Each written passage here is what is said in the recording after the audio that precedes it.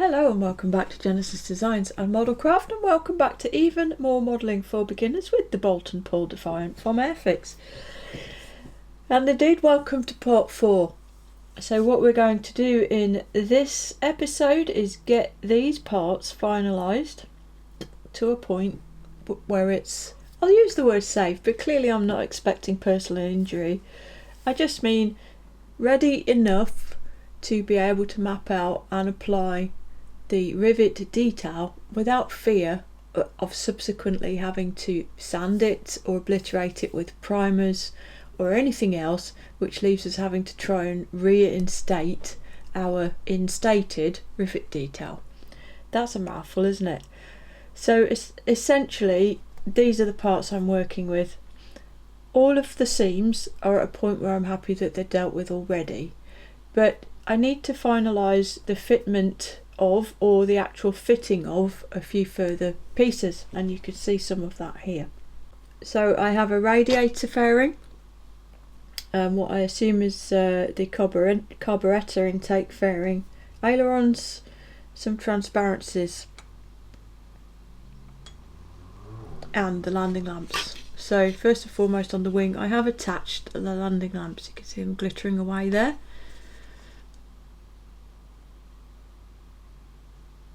These are moulded in clear by Airfix, but landing lamps are very bright lamps, and as such they do have a chrome plated reflector.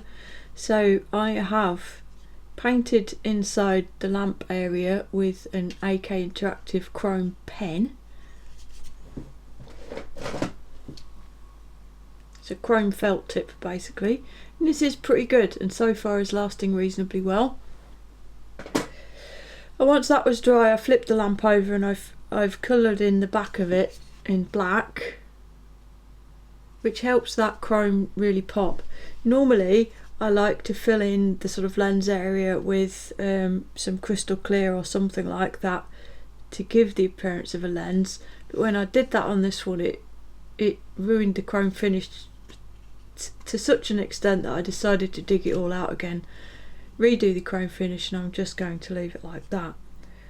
So the apertures were coloured in with an AK real colour marker in a colour which is somewhat similar to the interior green, and I have glued these lamps in, and I've done all that because I want to glue in the landing lamp covers themselves.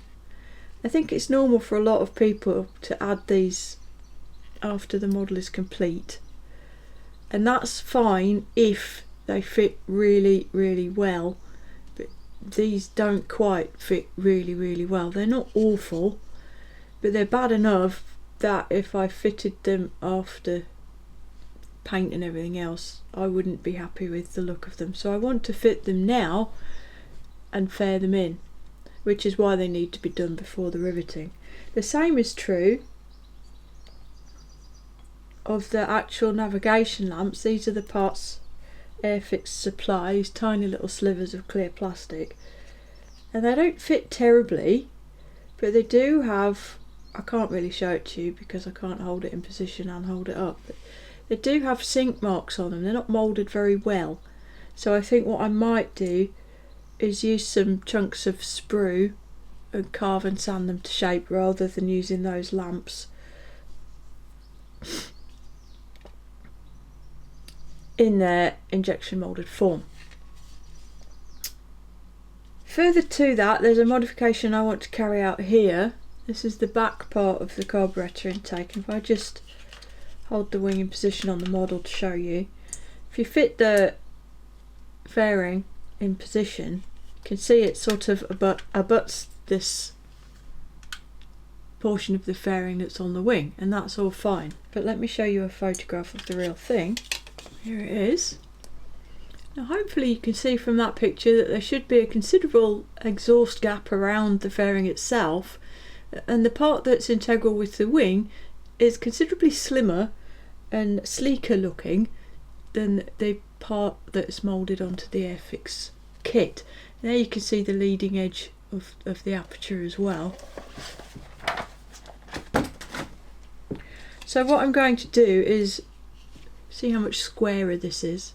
I'm going to carve this down and refine the shape. It is a solid lump, so that's fine. I will carve that down and refine the shape somewhat, and I will thin down the trailing edge of this part. I've done the same thing. This is the radiator fairing. The leading edge has been thinned and shaped to be a nice round leading edge, and at the back here these have also been thinned down, and this just refines the shape and makes it look a lot less clunky and a bit more prototypical. And finally on the wing, the ailerons. So this one has already been done. And if I put them back to back, I'm hoping you can see the difference in the thickness of these parts. As moulded, that is an exceptionally thick and square trailing edge. And when it's offered up to the wing, because we have refined the trailing edge of the wing part, this now sticks out and looks horrible in comparison. And as a result, I had to thin this down substantially so that it blends in with the rest of the wing and looks good. In doing so, as a measure of how much I had to sand off, I completely lost the sort of fabric effects. So I will have to reinstate that, and I think I'm going to reinstate that with some primer at some point. I don't need to worry about it right now because it's not going to influence the riveting detail to do this, but I did need to do this before riveting the wing because of having to sand and fair the actual aperture area and everything around it to achieve a nice looking end result here. You see where I'm going with this? It's literally having to think ahead quite a long way so that further down the road into the build you don't end up in a position where details being compromised because you didn't think, or you have to accept a substandard result because you didn't pre-plan and go ahead with things.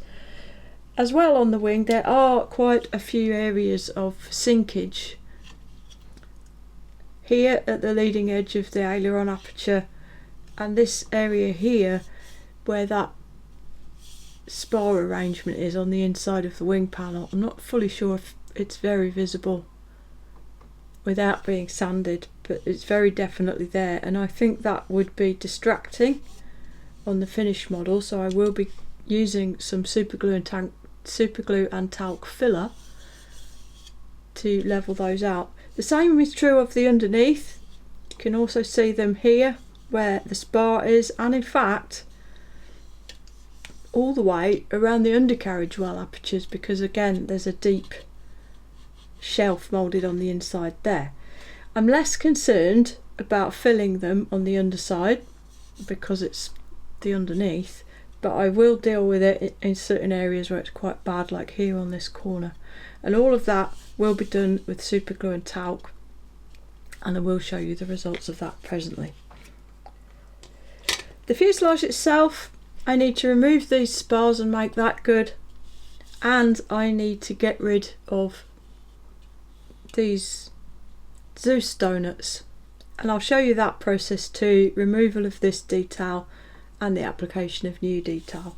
When all of that's done and I've had a final flick through the instruction booklet and a check through the parts, and I've made sure I'm happy with all the modifications and finessing work that I want to do, then we'll get the plans out and start measuring and mapping out and applying the actual rivets.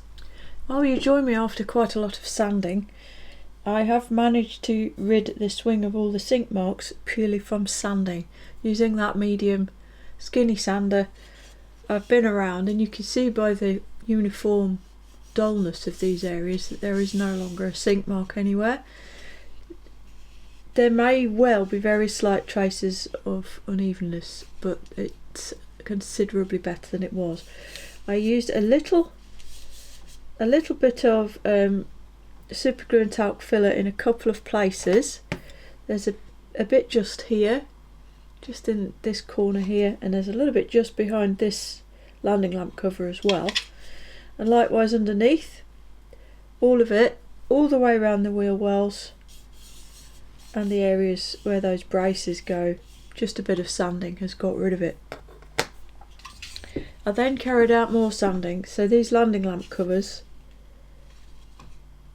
they fitted okay, but they weren't perfect, and they certainly weren't really good enough for me to want to fit them after paint. So I glued them into position with super glue, just clear super glue, and then I used clear super glue as a filler to get them flush all the way around. You can't use super glue and talc because it's not fully transparent, and be aware that when you do this, sometimes you'll get things that happen that you can't fix. Airfix transparencies in particular seem to be made out of a slightly softer plastic than a lot, so super glue can kind of mark the transparency a little bit, which once that happens you can't get rid of it. And then there's the sort of, people call it fogging, but this hasn't happened because of the glue. This is where the sanding creates static, and sometimes little bits or particles will collect on the inside, and you can't fix that. Once they're in there, they're in there. Or at least in this instance, you can't fix it. And I hate it, and that's why I have this sort of pathological dislike, almost pathological dislike, of having canopies finalised before paint, because it seems like every time I do that, something gets on the inside and I can't get to it to clean it out. Anyway, there's a tiny bit of this sort of fogging effect in here, but it's not major, and I'm not truly very worried about it because these are not kept super clean by ground crew. The pilot doesn't have to look through them or anything. So that's the one that's been blended already. This one has been fitted, and I've used the super glue all the way around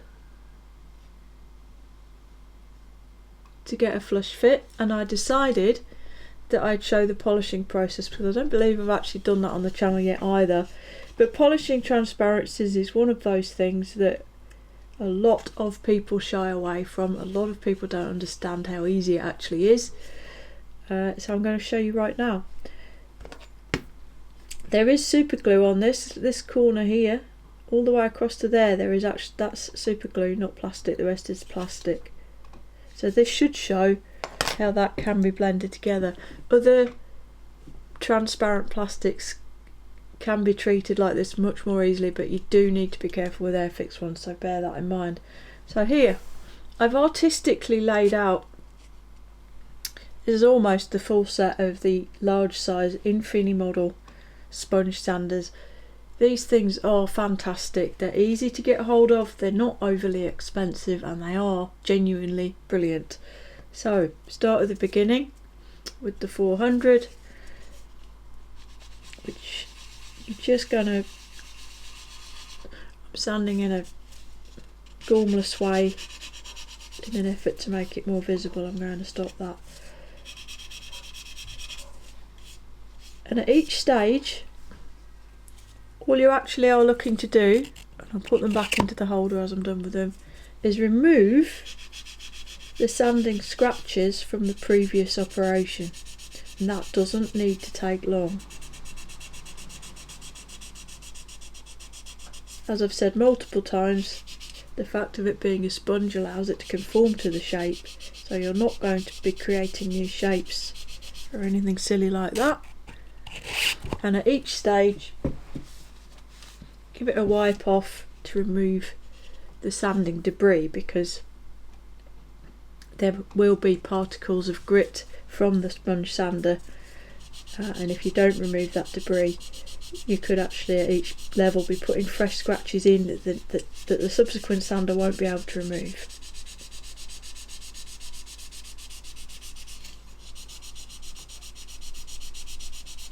And on that point,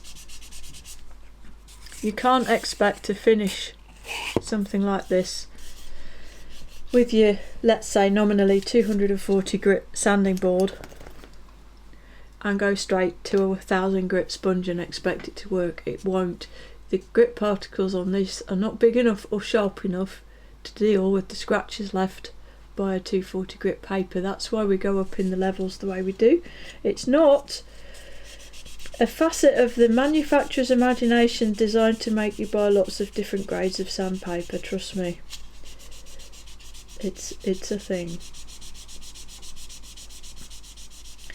And as you go through each level, you'll see that the part starts to gradually take on a different appearance.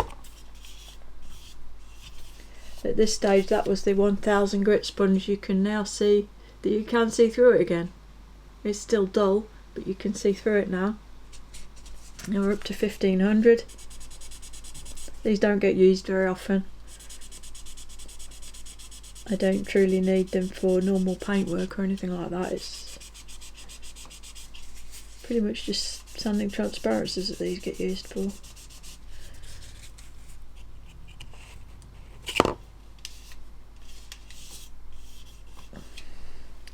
At this point, if you wanted to, you could coat this with a gloss clear and it would be fine.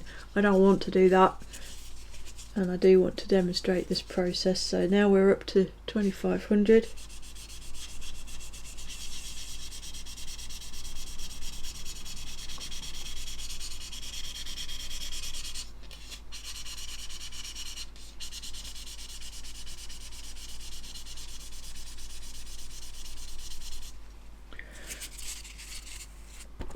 And that is as far as those particular sponges go.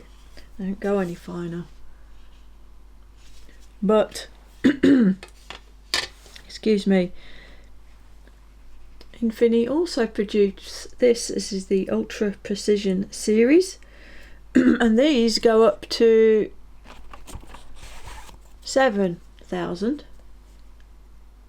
Starting at 400. Go up to 7,000, and these are effectively kind of pretty much, this is a good quality wet and dry paper in effect, on the thin sponge. So I'm just going to give it a tickle with this 3000 grit one, but I won't be using these to finish it off.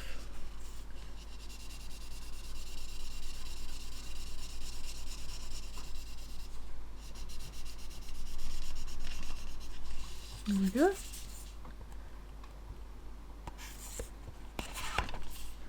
And now there's a shine coming back. You can definitely see through it again, and it's starting to be shiny. And you could carry on up through those stages. You could also, at this point, very easily actually, use a polish, like a wax polish, like a T-cut type polish, or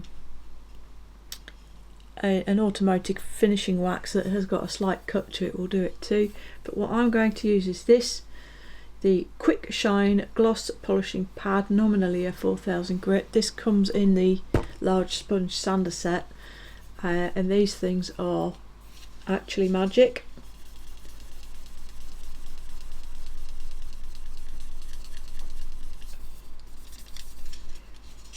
I'll just run over it with that. It sounds and feels like it's not doing anything at all.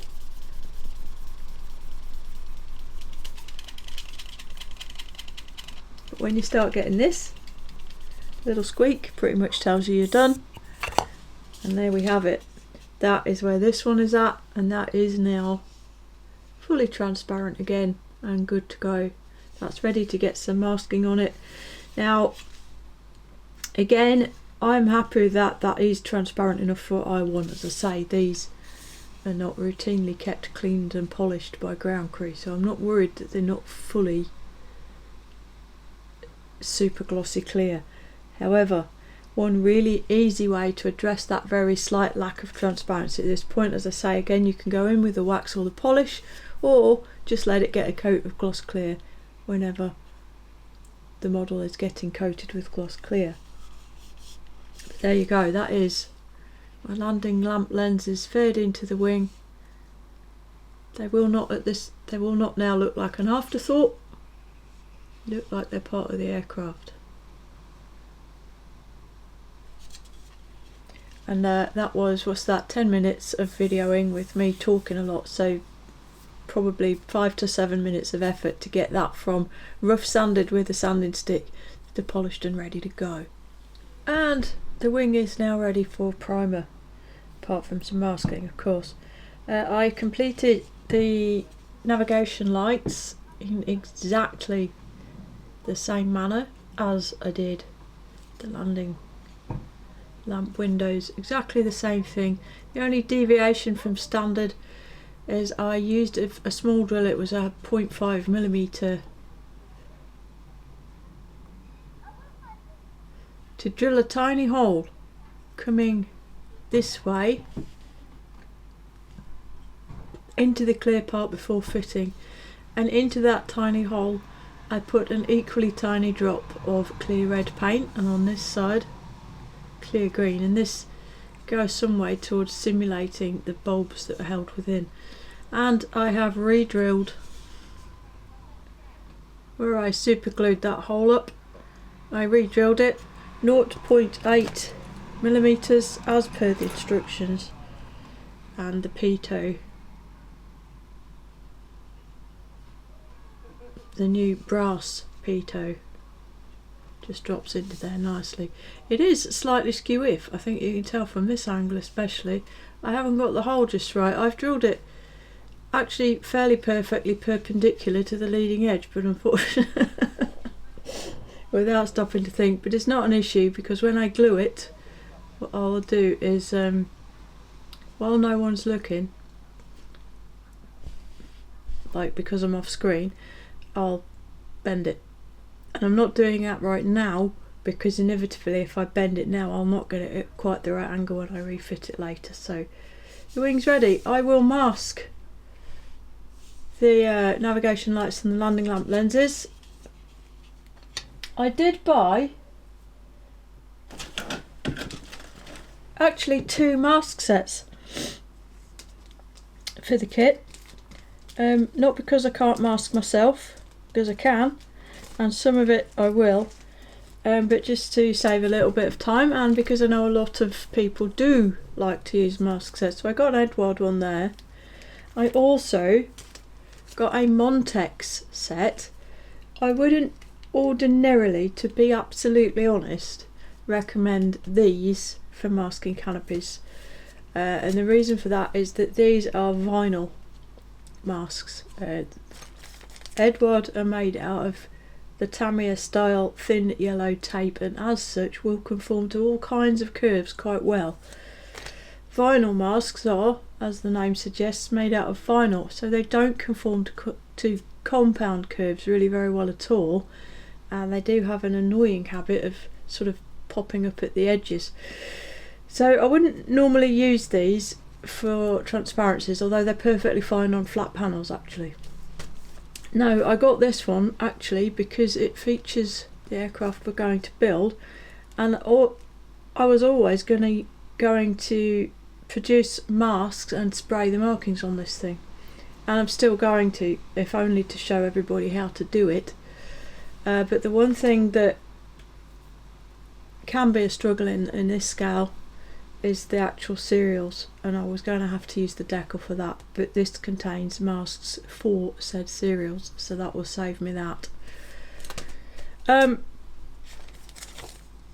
However, both of these mask sets have something in common, and that is that they do not include a pre-cut mask for the landing lamps or the navigation lamps, so yeah, nice one.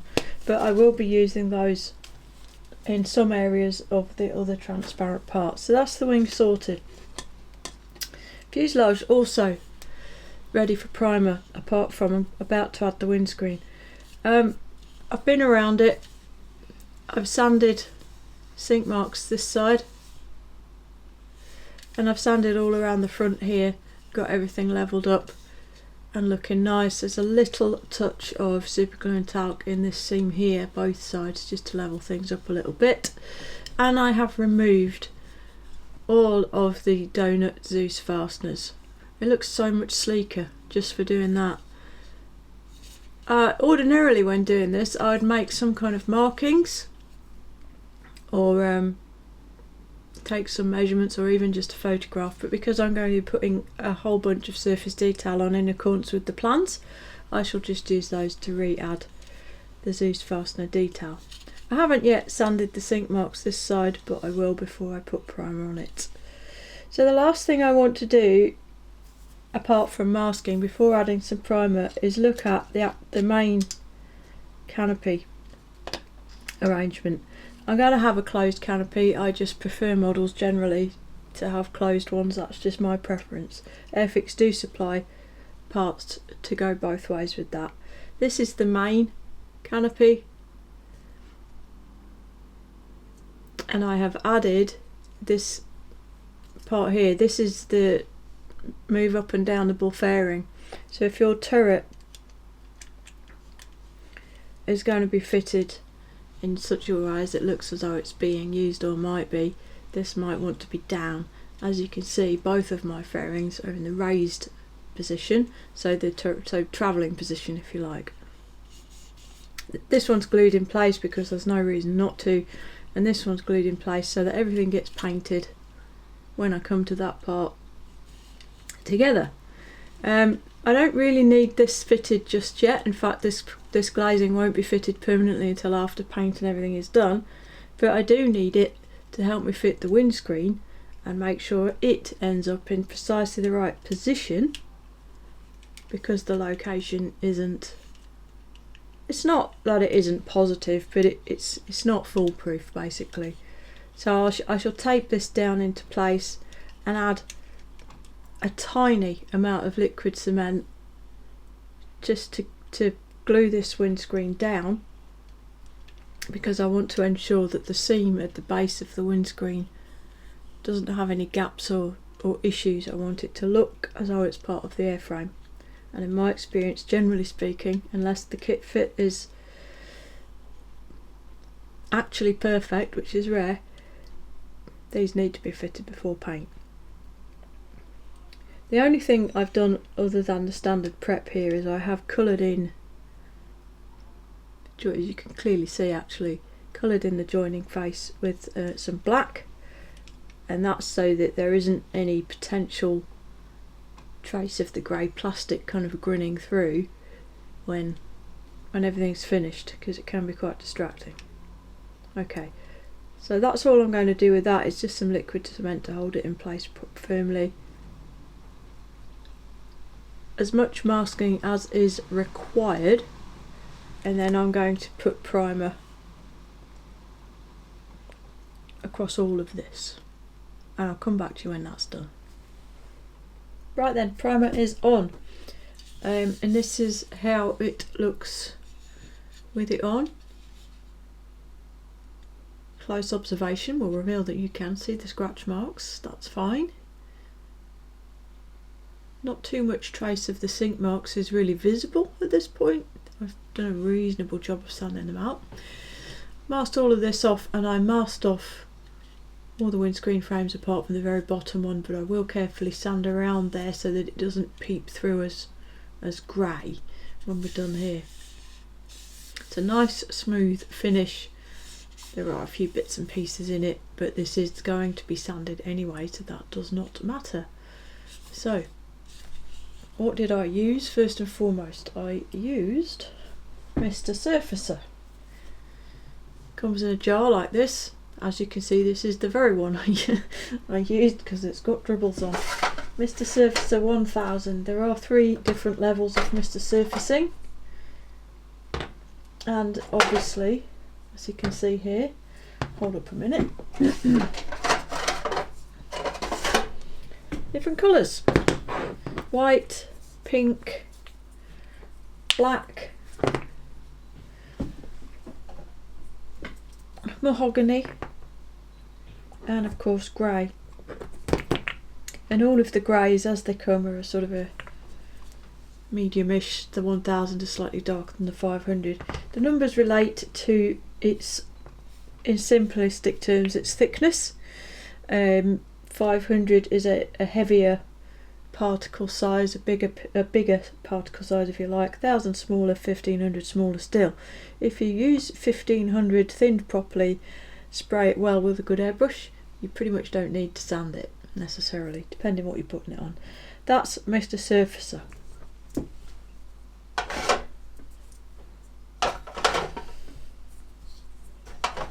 The only other primer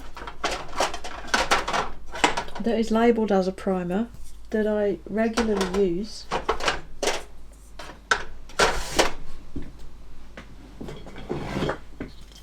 is this stuff, Tamiya Surface Primer in an aerosol. This is also available in other colours. I can't remember if there's any more than grey or white, but there's definitely grey and there's definitely white.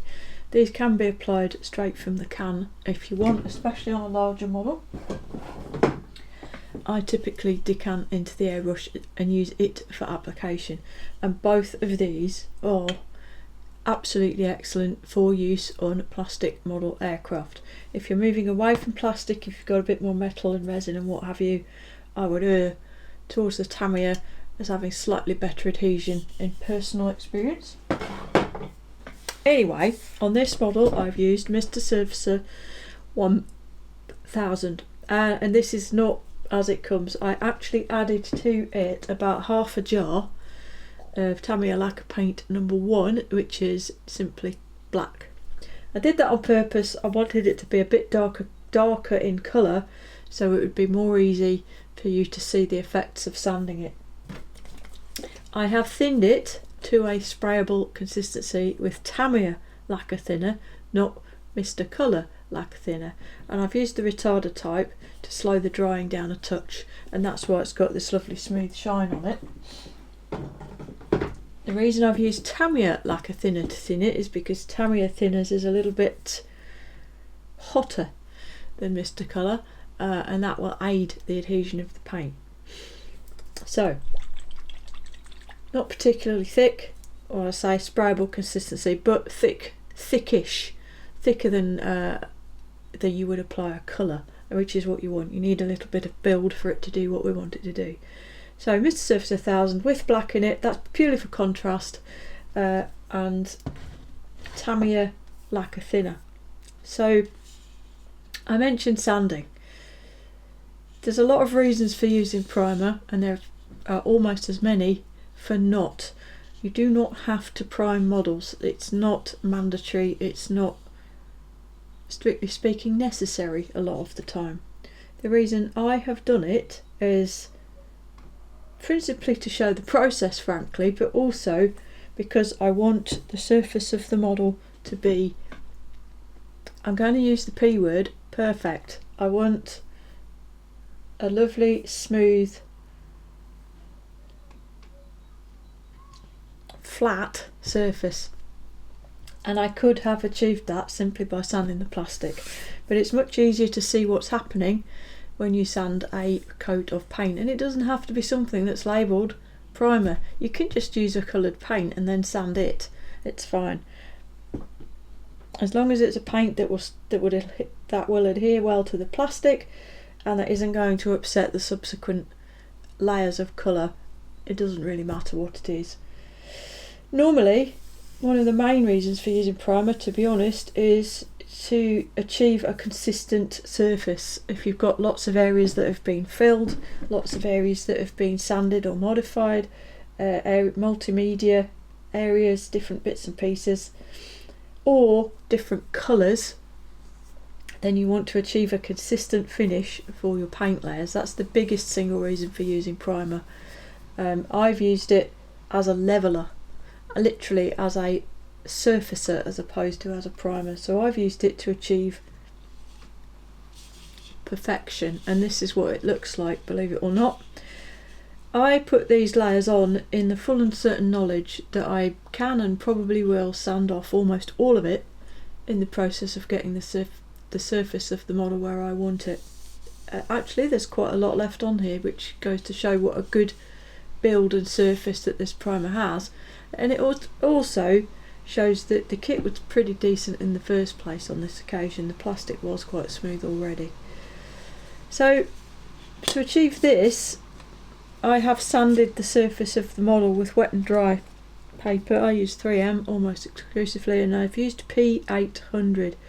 This is a fresh piece, this is a considerably less fresh piece.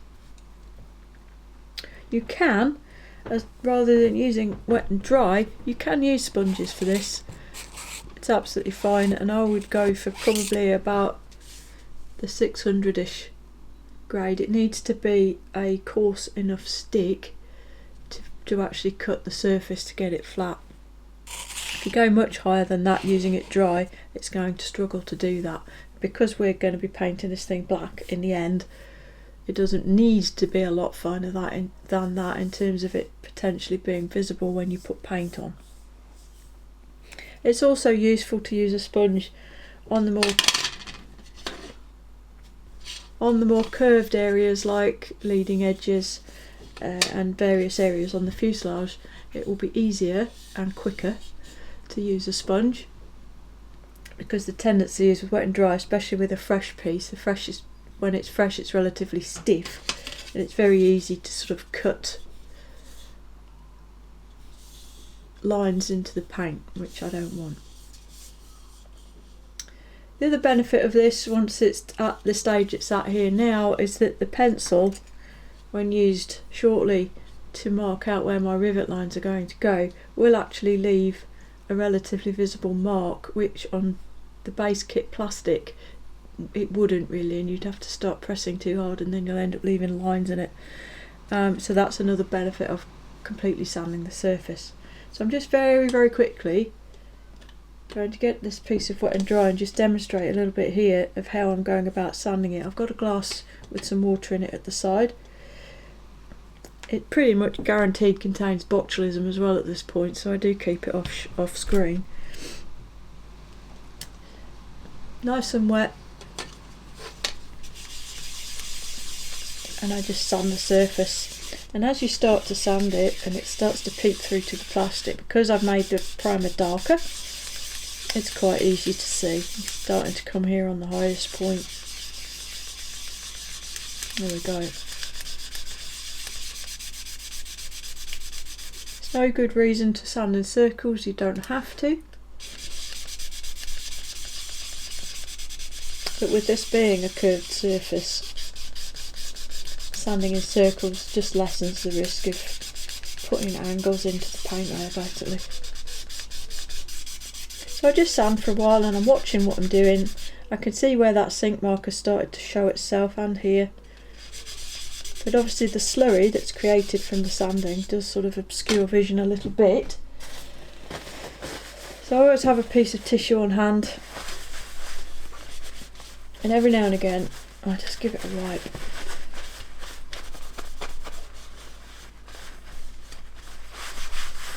To see where it's at. Now at this point it's not completely, well, that's pretty much there. You can see, if I get it in the light, you might be able to see a shinier reflection along the edge of this raised detail and indeed around the wingtip, but for the most part I've got that flat. You can see it's flat because there are no shiny spots. The parts where I've sanded through to the plastic are the high points, and the parts where I still have paint are the low spots, and by careful examination using the light you can see along here that that sink mark is still present a little bit, so I need to sand that a little bit more because there's a little bit of shine just in that low area. And that's how I go around. A little bit of tactile as well. Sponges can be really useful when they've got a nice sharp edge like this has, for butting up to this raised detail and just getting all the way into that corner,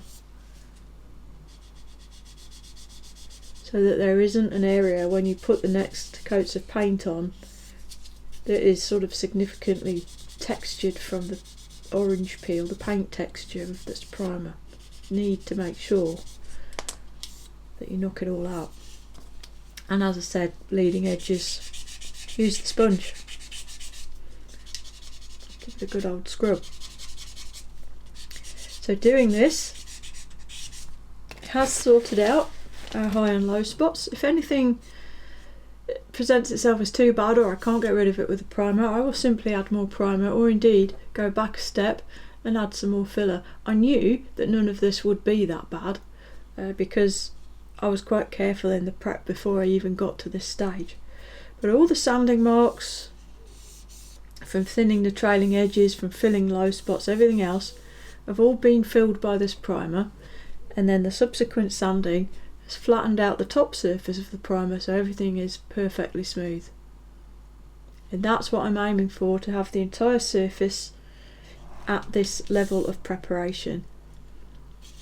All the joints are dealt with, everything there is good, the surface has been levelled, the texture is gone, everything's exactly how I want it, so that I can go ahead shortly, mark out and apply this rivet detail, and I'm not going to have to touch it again. I'm not going to have to repair any of that rivet detail with subsequent finishing procedures. So I will go ahead and sand all of this off, get it where I want it. This stage it's one of those where if you're not sure, if you're not happy with it, just keep going, reapply primer, do it again. Don't be afraid to do it 2 or 3 times if that's what it takes. When it's all been sanded back and I'm happy, I'll give the parts a really good clean. An old toothbrush, a little bit of soap, give them a good scrub. Well, you join me sometime later, and here are my 2 main pieces. These have been scrubbed, soap and water, old toothbrush, and then left to dry for long enough for them to actually be dry everywhere. It's been a couple of days actually. And now, finally, I'm going to transfer all of these rivets onto these parts. Now, I did say at the beginning that I was going to use the real life rivet pattern and not just make one up.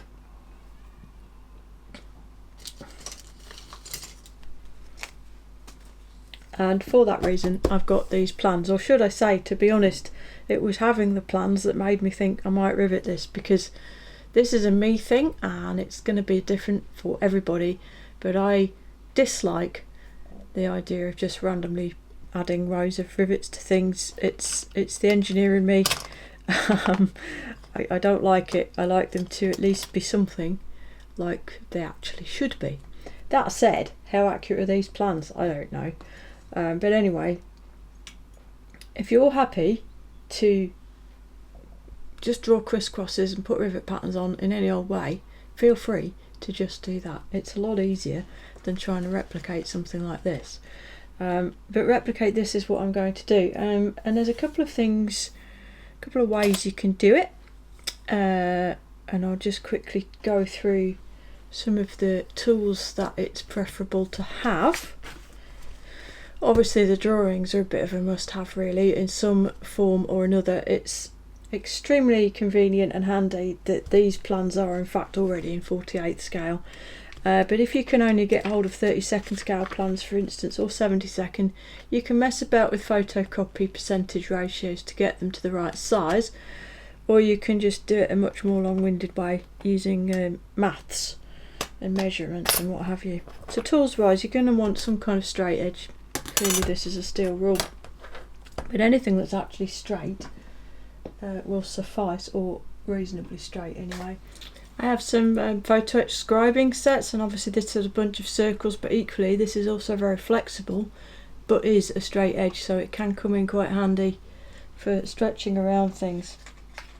Anything like that, anything that's actually physically straight and fits where you need it to go, even to the point of using reasonably appropriately thick plastic card, and you can cut that into strips and shapes to suit anything you need to do. You're going to need some sort of marking device. I'm using my pencil. This is just a mechanical pencil. It is quite a fine one at 0.35, but it could easily be finer and probably would be better if it was. And dividers. Any old dividers really, but clearly these can be set to a specific size, and that can be quite useful too. Then you're going to need your actual riveting device. There are many available on the market. I've got this one.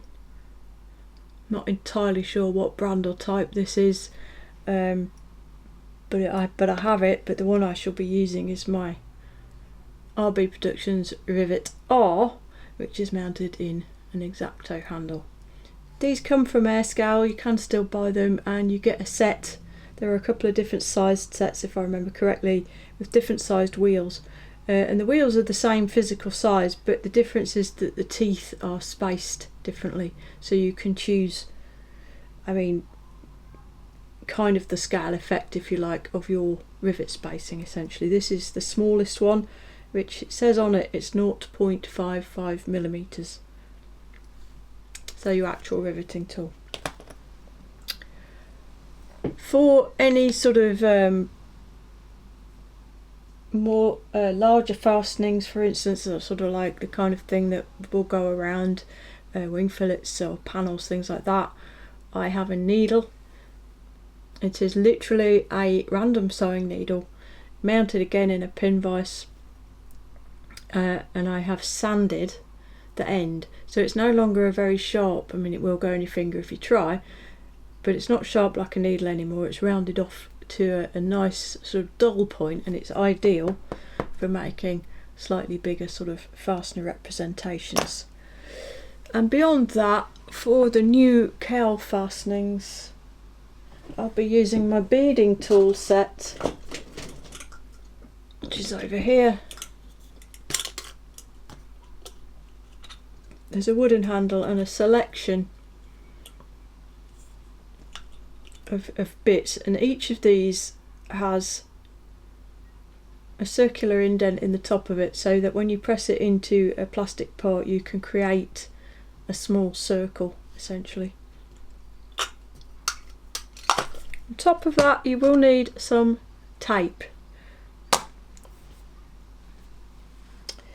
So I mean the obvious thing is to use dividers and a ruler. Go back to the plans. You can, it's quite handy actually to note that the plans and the kit do align very nicely indeed, which is useful. But whilst the actual overall plan shape is very, very close, it turns out that the position of the panel lines is less similar. So there are places where things are going to have to be moved around to suit the kit, because I'm not going to get into rescribing things. So yes, you can very obviously really look at your plan and gather up in your mind, you know, we've got what, 9 rows of rivets in between these two panel lines here. So you can directly correlate that. You can either measure it, and really weirdly my divider is set to pretty much the right size. You can literally use it like this, or you can take this measurement across from these two panel lines and divide it to get the distance, and then set the dividers to that, and you can mark the kit simply by, if you get one end of the divider in that panel line, rest the other end on top of the model. If you get it just right, there we go, drag it along, and you will leave a very, very, very subtle mark on the model. I don't want to do it this way, so I don't really want to mark it, but there we go, I've got it now. It's not scratching it as such. There. Now I've got to try and make that visible in the light. I can see it. It's almost like a shine. There, should be visible. You can just see that line, and that is enough to enable you to, you can lay down a strip of tape along it. You could go straight in and freehand along that line, and I tend to do that, but I realise that other people like to have guides, so you've got the options. You can use a piece of tape and set that down, or something like this. This came from Premium Hobbies, it's Haikyuu. Haikyuu stuff is exceptionally good. It's Japanese and it's top quality. And this is a, as it says on it, scribing guide tape. It's like a vinyl tape. It's got a bit of thickness to it, but it's extremely flexible. You can apply this to the model using that little guide you just made, like so. And that gives you nice firm edge for you to roll this rivet tool along, or indeed if you're scribing, to put your scriber up against and do your scribe line. So that is one way of doing it. It's laborious, but it can't really be wrong as long as you do your sums right, you measure it out. So if, for example, we decide that this gap has to be 2mm, you make one mark down there, 2mm, then extend the divider out to 4mm, go along it again, and you'll end up with a bunch of lines going along to make up your rivet lines too. This method, or variants thereof, is basically what is going to have to be used in essence for the majority of the fuselage scribing because of the curves and the shapes involved. But as I do, I was thinking outside the box a little bit, and I thought, well, that's very laborious. It does take a long time, it's a lot of effort. There must be an easier way, and there is. So what I did was, I got some tracing paper. I went on Amazon because I don't have any tracing paper. I ordered some tracing paper. It was £3 something, not very expensive. And there are 25 sheets. There's enough for all of my life there. I took the tracing paper and the plan.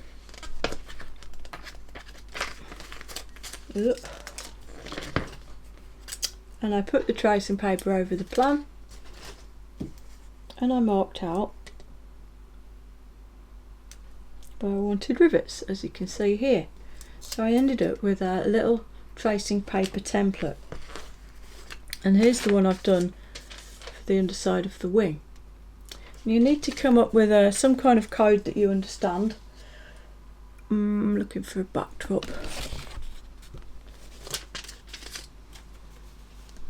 For which line is which, you need the panel lines really, so you can see to align it. So I've done dotted lines where the rivets will go and solid lines for the panel lines, and I have completely replicated the plan onto this tracing paper. I can then take my kit part, take my tracing paper guide and overlay the two like this, and I can line it up. So initially this looks brilliant because the joint band lines up and the undercarriage bay lines up really well, but the panel lines on the kit are not in exactly the same place as they are on the plan. So what I'll actually do is line up the panel lines, which are slightly further aft, and I'll do it bit by bit. And essentially I'll show it on this tailplane one. Place the little map on the kit, and this is cut out to replicate the extreme of the elevator, of the tailplane itself. Place it on the kit like that, and then I use some little pieces of tape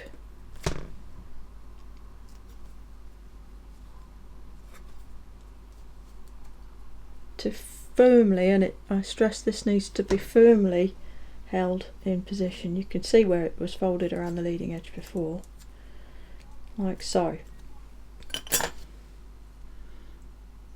And it was then as simple as getting my riveting tool and just running it, and again I'm not going to do it because I've already done it, run it along the lines. Be very methodical so that you don't end up doing anything twice. Run it along all the lines, and then remove your little map from the model, take the pieces of tape off, and then to do the bottom of the part or the other side of the wing, simply put it back on again. Because it's tracing paper, you can see it from both sides, so put that back on again the other way up,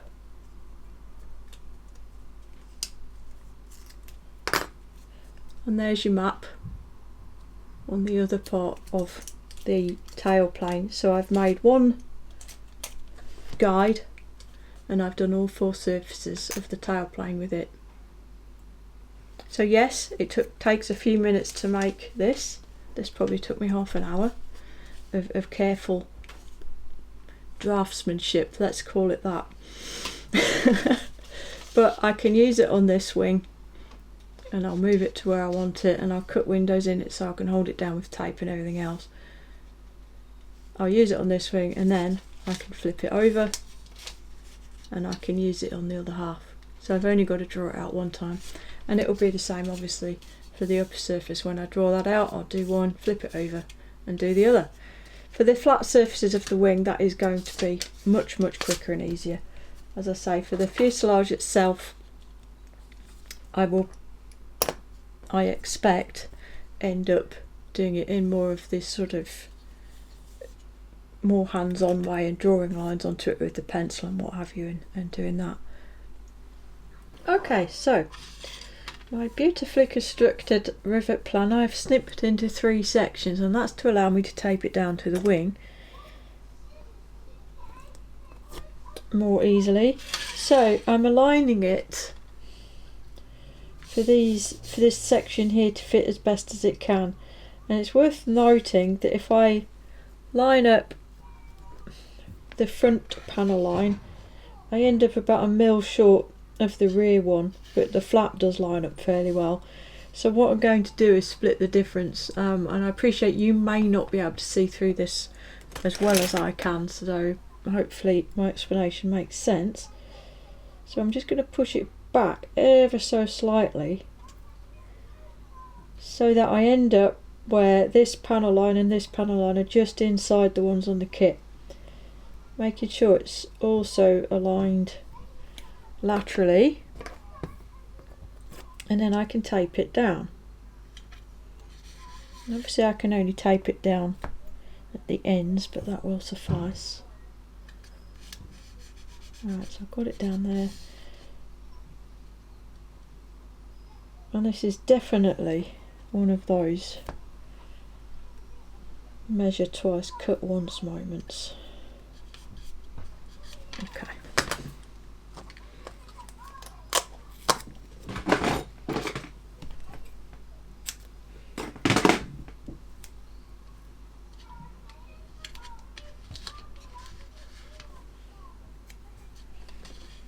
Don't worry too much about taping just over the end of where rivets will go, because you can put the rivets through the tape as well, up to a point.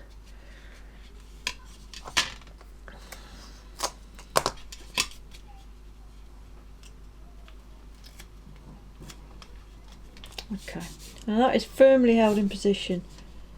Just be absolutely certain, if I come closer you might be able to see what I mean, how I've lined up in the forward aft direction so that I'm in the middle of all the panel lines, so everything is still going to be spaced sort of something like equally.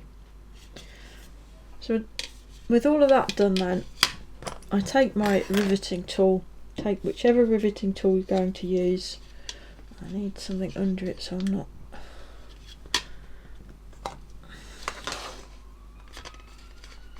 okay, so I can hold it steady.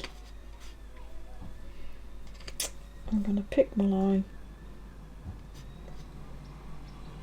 and away I go.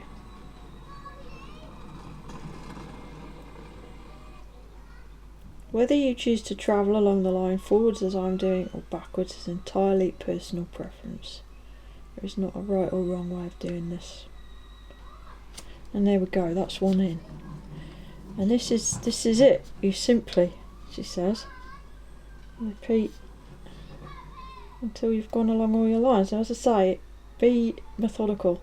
It's really easy to forget which ones you've done and which ones you haven't, especially when you flip the mask over to do the other side, because it's already got the marks in it.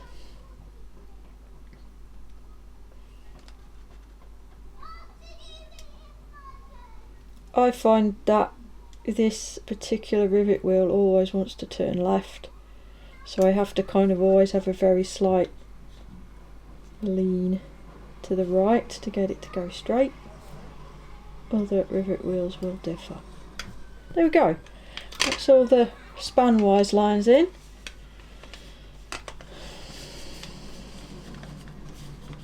do have to hold your breath a lot doing this. It's quite nerve-wracking. And then we're going to just switch tack and pop the chordwise lines in. And that is it. It's not intrinsically complex. It just requires some patience and a fair bit of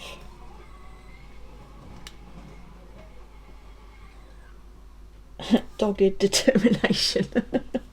Frankly, just keep on trucking, and before you know it, it'll all be done.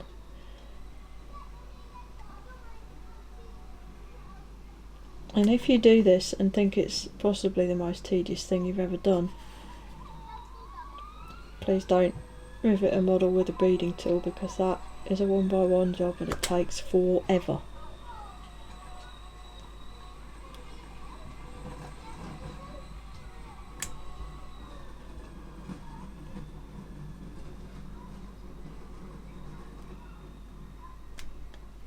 Okay.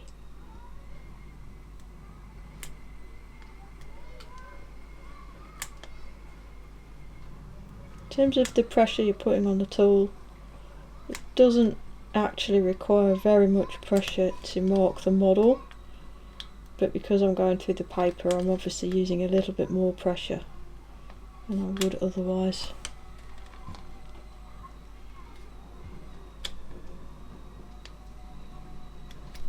Okay.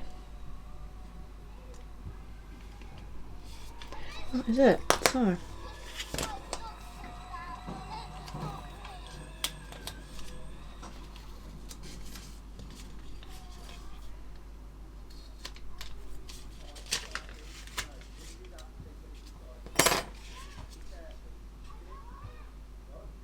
ta-da!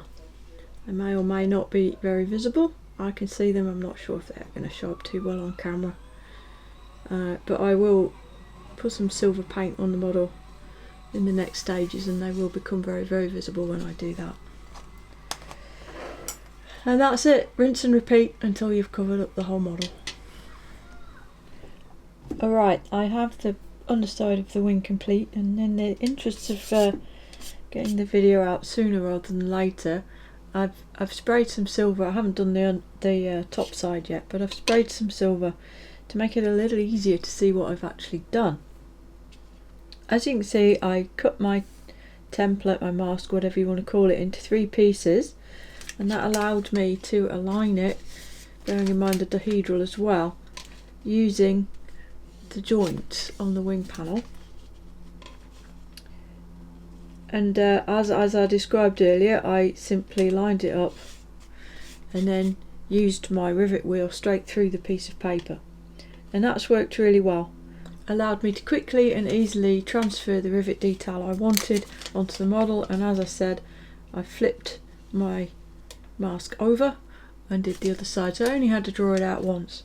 And here's what it looks like. And with the silver paint on, hopefully you can see the rivet detail relatively clearly.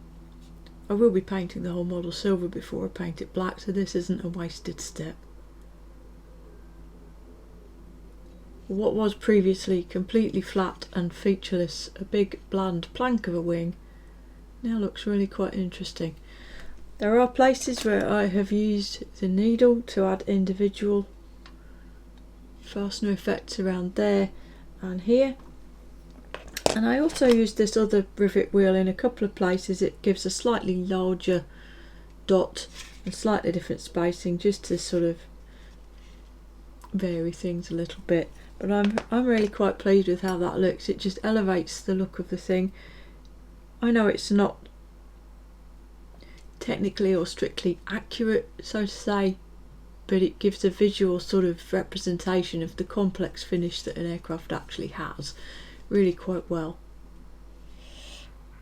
Last little bit for this episode then, I'm going to show you how I'm going to replace the cowl fastener details.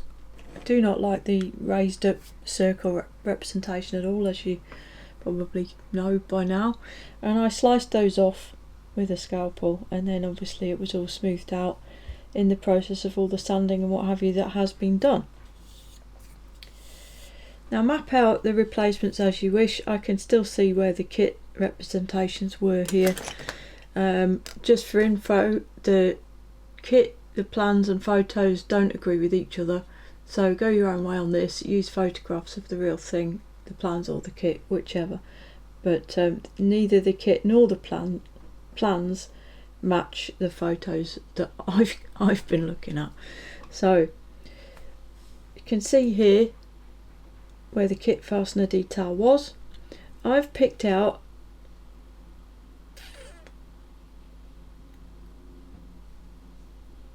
beading tool number 7. This does equate to a size, but I can't remember the name of the size, but it's a jeweler thing.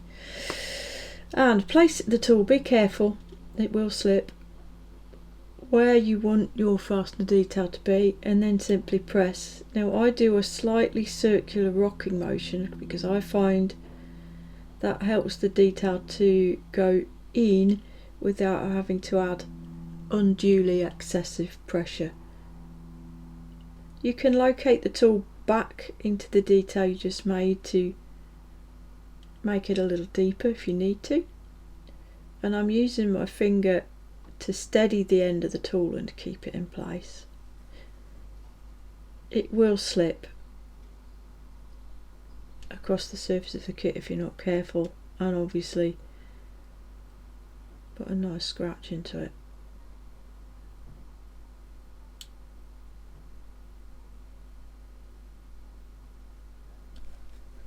Okay, that will leave a nice little circular impression, and this would be the correct way actually to represent flush rivet detail. It's these circles because that's really what they look like.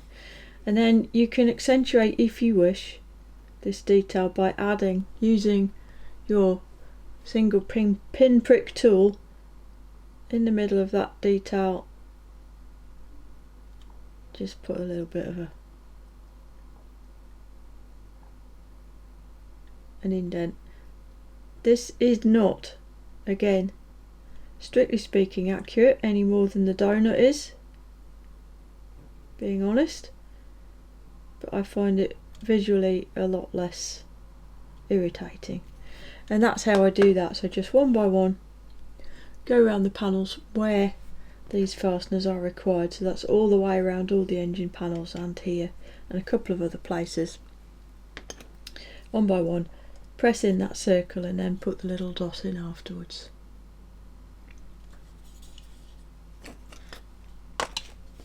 Now that is going to be it for episode 4.